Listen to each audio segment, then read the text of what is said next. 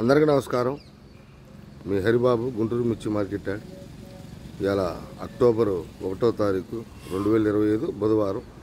మామూలుగా అయితే ఇవాళ యార్డు ఉందని చెప్పారండి. కాకపోతే గుంటూరు మిర్చి యార్డులో పనిచేస్తున్న కార్మిక సోదరుల ఆదేశాల మేరకు యార్డుకి సెలవు ఇవ్వటం జరిగింది. పోతే ఇంకా టాపిక్లోకి వెళ్తే 2025-2026 సంవత్సరానికి అంటే నెక్స్ట్ ఇయర్కి మిర్చి పంటకి ధర ఉంటుందా, ఏ మిర్చి రకం ఏమంటారు అని కొంతమంది రైతు సోదరులు కామెంట్ రూపంలో అడుగుతున్నారంటే ఫోన్ చేసి అడుగుతున్నారు.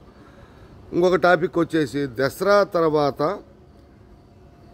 మళ్ళీ మిర్చికి మార్కెట్ ధరలు ఎంతవరకు పెరగచ్చు. తేజ 16,000 దాకా పోతుందా, 15,500 పోతుందా, ఎంత పోతుందండి, ఏ టైంలో పోతుందని చెప్పేసి రైతులు రకరకాలుగా కామెంట్లు చేస్తున్నారు. వాళ్ళకి చిన్న వివరణ నేను కనుక్కొని తెలుసుకునే వివరణ సమాచారం మేరకే వివరిస్తాను. ఇంకా లేట్ చేయకుండా టాపిక్లోకి వెళ్ళిపోదాం. ముందు పంట ధరలు గురించి చూసుకుంటే 2025-26 సంవత్సరానికి పంట శాతం అయితే బాగా తగ్గింది, 50 నుంచి 60. ఇంకొక 10% అంటే వివరణ అయితే తగ్గటం అయితే బాగా తగ్గిందండి.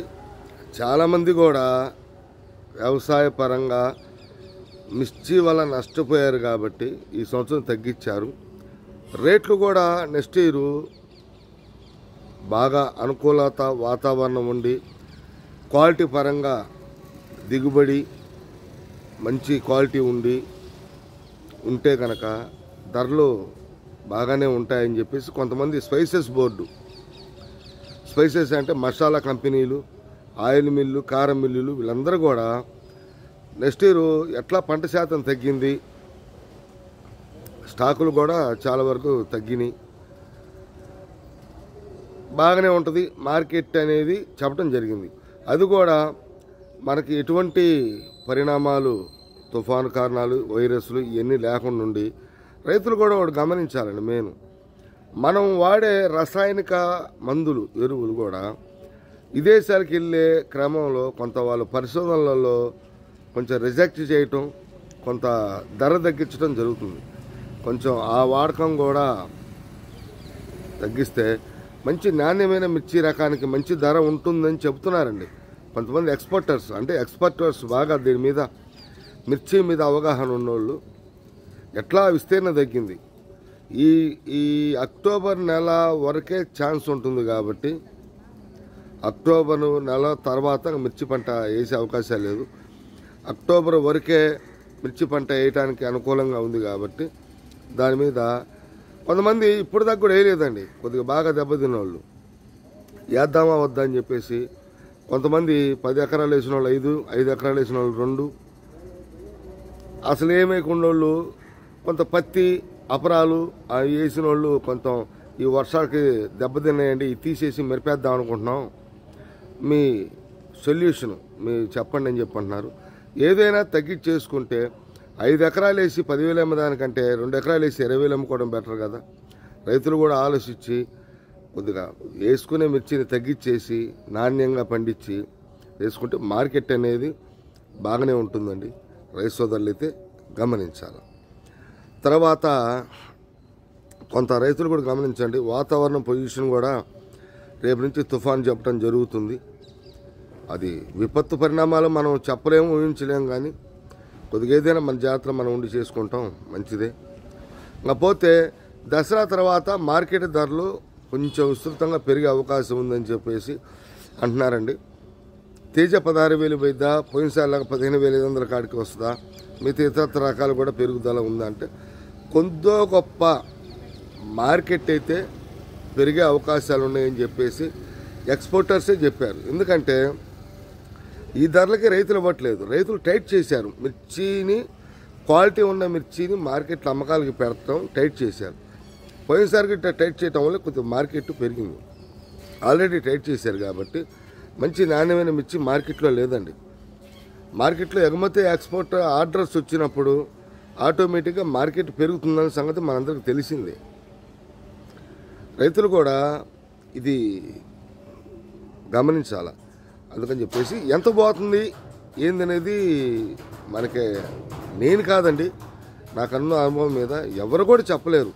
కాకపోతే ఎగుమతి వ్యాపారస్తుల్ని నేను సంప్రదించినప్పుడు మార్కెట్ అనేది లాస్ట్ ఛాన్స్గా వాళ్ళు చెప్పటం, లాస్ట్ ఛాన్స్ అంటే తర్వాత కొత్త పంట మనకి ఈ నెలాఖరికి అర్థమైద్ది. పంట శాతం అసలు ఎట్లా ఉంది, తోటలు ఎలా ఉంది, ఆ తోటలో ఎందుకంటే దీని ప్రభావం మార్కెట్ ధరల మీద కూడా పడిద్దండి. ఉండే స్టాకుల మీద కూడా దేవుడి దేవాలు అంతా బాగుంటే లేదండి, కొద్దిగా పరిణామాలు, వర్షాలు, తుఫాన్లు, వైరస్లు ఇవన్నీ రాకుండా ఉంటే పంట బాగా పండితే సాఫీకి వెళ్తుంది. ఒకవేళ విపత్తు పరిణామాలు జరిగితే చెప్పలేం, కానీ ఆ పంట నష్టానికి దారితీస్తే ఈ ఉండే స్టాకుల మీద కొంచెం మార్కెట్ పెరిగే అవకాశాలు కూడా ఉంటాయి, లేకపోలేదు.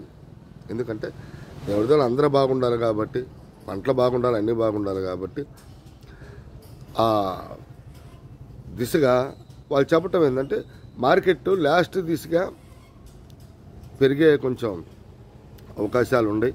ఎంత పెరిగిద్ది ఏందనేది చెప్పలేం, కానీ పెరిగే అవకాశాలు ఉన్నాయండి.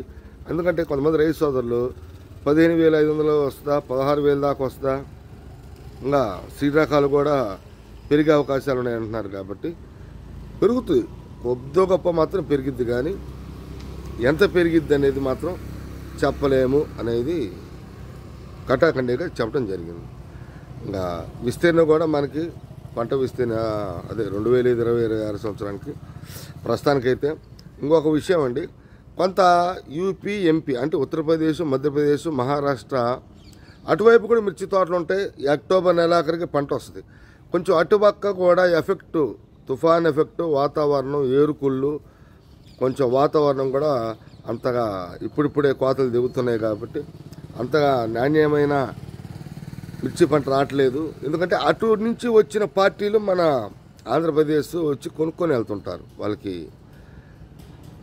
కొంచెం అటుపక్క నాణ్యం లేదు కాబట్టి వాళ్ళు మళ్ళీ మన పండగ తర్వాత వస్తే మార్కెట్ కొద్దిగా పుంజుకునే అవకాశాలు లేకపోలేదు అని చెప్పేసి కొంతమంది ఎగుమతి వ్యాపారస్తులు చెప్పడం జరిగింది.